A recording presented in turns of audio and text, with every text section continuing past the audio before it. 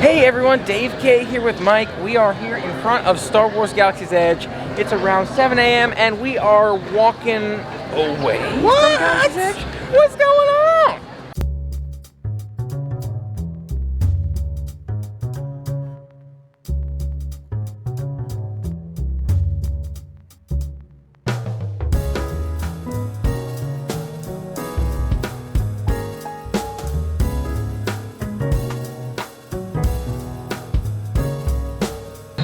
We are here in front of Galaxy's Edge. You can see the entrance right behind me over here, this sort of stone area right by Galaxy's Edge. And we are walking away from Galaxy's Edge. I'm just taking some time to chat with you, share with you our adventures this morning. So far, getting to Hollywood Studios, Galaxy's Edge, that kind of thing. So what happened was, we got here probably around 6:15, 6:30, maybe even 6:45 in the morning. So it was in the 6s. And we checked in, there was virtual queues, and they had virtual queues for Galaxy's Edge, and we found out that we had to enter one of these virtual queues, and we entered boarding group like 80-something, 83, and so it initially said late morning, and again, we got here around 6-something, and maybe almost 7, right? 6:45, 6:30, but we're like, okay, late morning, does that mean like 9, or does that mean like 11? And we're checking the app to see which boarding groups are entering, and Mike found that the boarding group that's entering is what? Number 5 through 18 at the moment. 5 through 18, and I think it's been that boarding group for a minute, right? Been quite a while with that boarding group, and they pushed our time back to afternoon instead of late morning. So it may even be like 3 p.m. when we get to go into Galaxy's Edge. Not to mention we've been in Galaxy's Edge before. So we didn't run into Galaxy's Edge for one reason, because we've been before. We went to Disneyland's Galaxy's Edge. Mike's been to this one already with the annual pass holder. So, oh, twice. There you go. Cast member. Cast member as well. That's true. You're right.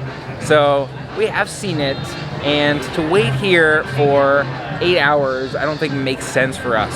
So another thing that's opening today is the Food and Wine Festival. So there's a solid chance we'll go over to the Food and Wine Festival to grab some food there and check that out, see what that looks like, and then maybe come back, check on our reservation over here. But that's another thing we want to make sure we check out today, and there's so much to do. So it's worth looking into. Now, Mike, yes, I want to hear your thoughts on, do you think it made sense for us to come at the time we did? Would you have come earlier? Let's say you hadn't been before. If you hadn't been before, you would have come earlier, right? If I hadn't been before, absolutely would have come earlier. That's okay. Guaranteed.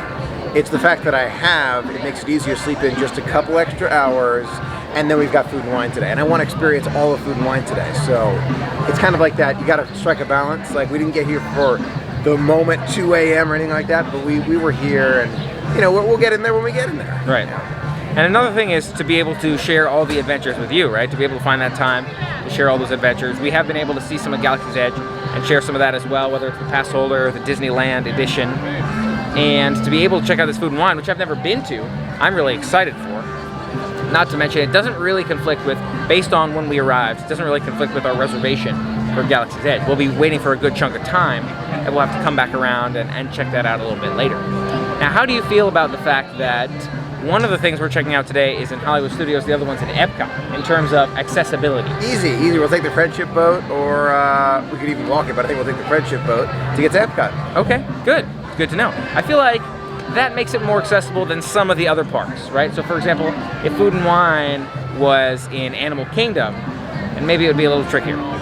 That being said, I guess Animal Kingdom's maybe that's why they don't do something like Food and Wine in Animal Kingdom. Maybe that's why they pick the parks that they do for the things that they do. So when we get into Galaxy's Edge today, what are you looking forward to seeing the most? You know, 300-minute wait for Millennium Falcon Smuggler's Run. I'm just there for the experience, those day one pictures, seeing more of the land again, and just kind of being there. I think that's what I'm there for. What about you? Sounds good. Yeah, I think there's definitely something to be said for that. That 300-minute wait. We've been on that ride. We'll catch that ride another day. I'm thinking about, you know, what can we share with you? What do we want to check out here? Maybe walk around, see some of that theming. Maybe we'll try a Ronto wrap. I guess we won't be getting the breakfast Ronto wrap anymore. We were talking about it this morning, but at this point it's starting to seem like maybe that's not in the cards. It'll probably be a dinner Ronto wrap by the time we get in there. Or a Ronto wrap another day, because Food and Wine. So there's definitely a lot to see and to check out. And don't let me keep you too. I know Mike's got a lot to check out here.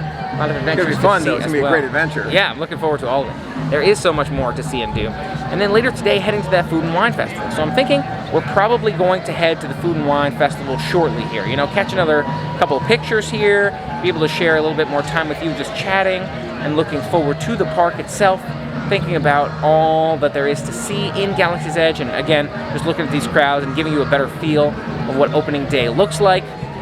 But otherwise, then we'll head over to Food and Wine. I'm wondering what the crowds will be like there as well. So we'll have to touch base and share that with you to see what those crowds look like over at Food and Wine. Here at Galaxy's Edge, it's pretty crowded. It's pretty crowded, especially in the park. You know, that ride is 300 minutes already, so it gives you an idea of how crowded it is in there. You know, a lot of our friends are in there too, checking out a lot of cool stuff. We've met so many people who are looking forward to getting in. I feel like it's only gotten more and more crowded as the morning gets later. So I can see why people come first thing in the morning to try to catch the early entrance. You know, for one, it takes some time to be admitted. Now, I imagine first thing in the morning, there was no restriction on, hey, you have to enter a virtual queue, right? I wonder what time that came about, where you have to enter a virtual queue. But I'm also not sure if people have like end times to their virtual queue, right? So if people keep going in, are enough people going to come out throughout the day to get all the way through those virtual queues? So part of me is thinking maybe that's kind of part of the reason why our boarding entrance times have been pushed back from late morning to afternoon. And we'll see if that continues to get pushed back. But having already been pushed back once, I'm thinking that may be a challenge that they experience, which is people stay in Galaxy's Edge for longer than maybe Disney was planning on, longer than Disney was expecting. So maybe Disney's going to run into the issue of not being able to admit all of their boarding groups today, again, because of the possibility that people are staying in there longer than expected.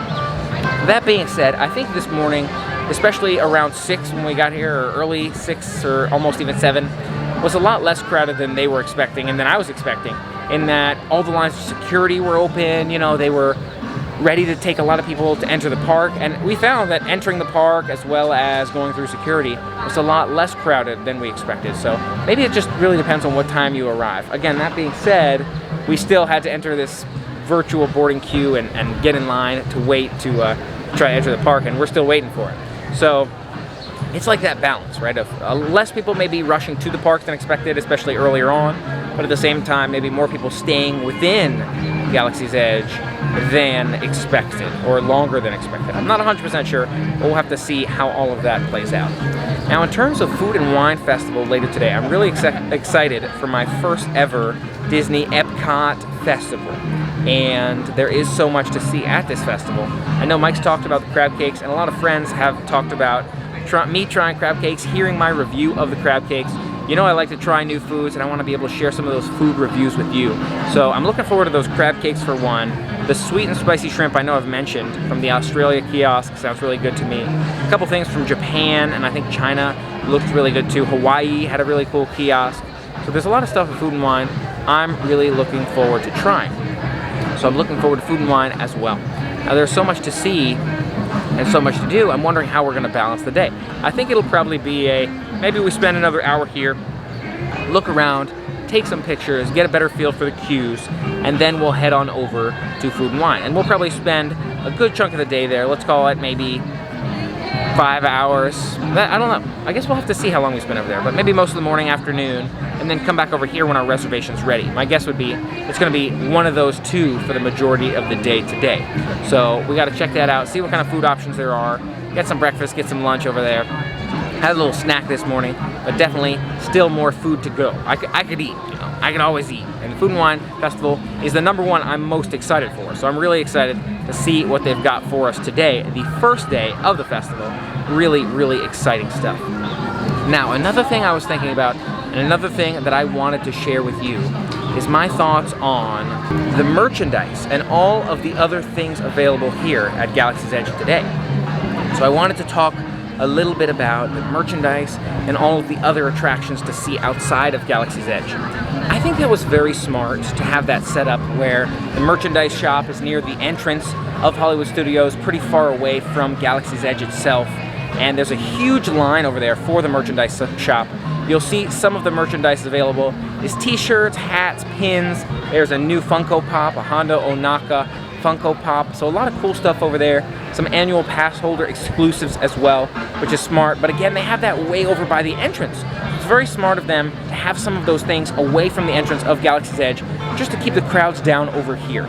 It seems like it's most crowded here around the Galaxy's Edge area, and you know, they're trying to make sure that they're optimizing the space and making sure that not too many people are hanging around over here if it's too far from their wait time. So having that stuff over by the entrance was very smart.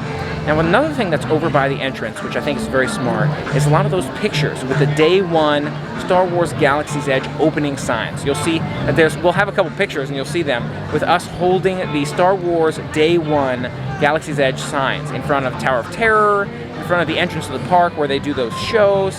And again, it's great to have those pictures. I love that theming and to be able to celebrate Day 1, right? We won't be able to get those pictures any other day. So I'm really glad we had the time to get those.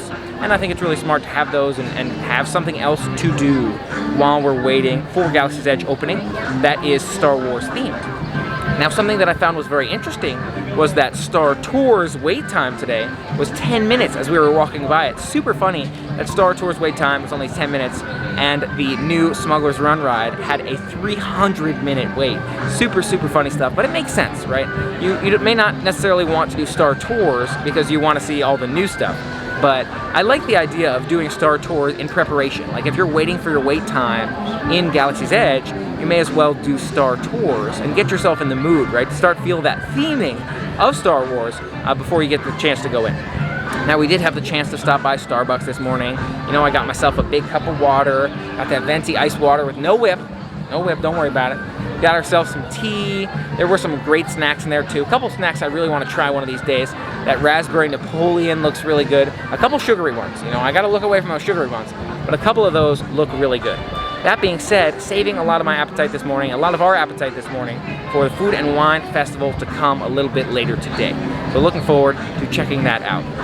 Now, I'm glad to be able to share all these adventures with you. Thank you so much for being a part of all the adventures with me. And I'd love to hear more about what you like the most, what you'd like to see more of. With all the stuff opening right now, the Food and Wine, we've got Galaxy's Edge, you know, the gondolas are right around the corner. There's so much to see and do, and there's so many other parks. I know a lot of people mentioned Universal, checking out some of Universal Studios. We've got Volcano Bay, we've done, so you had a chance to see that. Do you like those sorts of things as well? I'd love to hear, let me know. As an additional observation here, we're finding that although the crowds are quite busy in that Galaxy's Edge area, it's pretty quiet everywhere else. Now, there are crowds, especially by that front entrance, right here, right next to the Galaxy's Edge area around Muppets. There are some people. However, like way back here, it seems like there's almost no one. So it's definitely quieter than you'd expect for a normal park day. And all the crowds seem to be very densely populated in that one area and a little bit by the front. But yeah, looking at some of this other area right here, Mike's showing us the beauty of empty park, in a sense. And it is still early. Very. There's something to be said for the fact that it is still early. I'm sure it'll get quite crowded, more and more crowded throughout the day. And we even noticed coming in, it was far less crowded when we came in around 6 something than it is, you know, now around 7 something. Oh yeah. You know, it's only been an hour and people have started showing up. Yes. So I can see 7, 8, maybe even 9 being some really heavy traffic hours. It'll start really picking up. So something to consider in case you're trying to look for those extra quiet magical hours. Not technically extra magic hours, but extra magical quiet hours. There you go. Yeah. So, following back up from our day, we did indeed go into Star Wars Galaxy's Edge. You know, we checked in this morning. We found that actually we were able to get in a lot earlier than expected. It said late morning when we were supposed to get in, but we actually managed to get in around, was it 11-ish? Somewhere around there. Yeah, somewhere around 11-ish. Now, it did push us back to afternoon, but we still got in the morning. They started to move through those numbers faster later in the day. So keep that in mind. If you have a much later number than it looks like, you should be able to get in pretty quick. So we went and got some breakfast at Leal's, but then we went straight back and straight into Star Wars Galaxy's Edge. Now here, enjoying Food and Wine, and looking forward to sharing more of those adventures with you as well. But so far, my number one is the Kahlua pork sliders. Absolutely fantastic. Mike, what are your number ones right now?